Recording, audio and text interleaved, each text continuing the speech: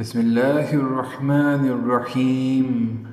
آمن الرسول بما أنزل إليه من ربه والمؤمنون كل آمن بالله وملائكته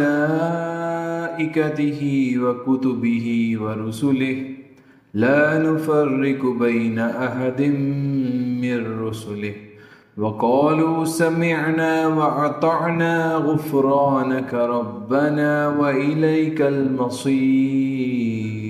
لا يكلف الله نفسا إلا وسعها لها ما كسبت وعليها ما اكتسبت ربنا لا تؤاخذنا إن نسينا أو أخطأنا ربنا ولا تحمل علينا إصرا كما حملته على الذين من قبلنا ربنا ولا تحملنا ما لا طاقة لنا به واعف عنا واغفر لنا وارحمنا أنت مولانا فانصرنا على القوم الكافرين.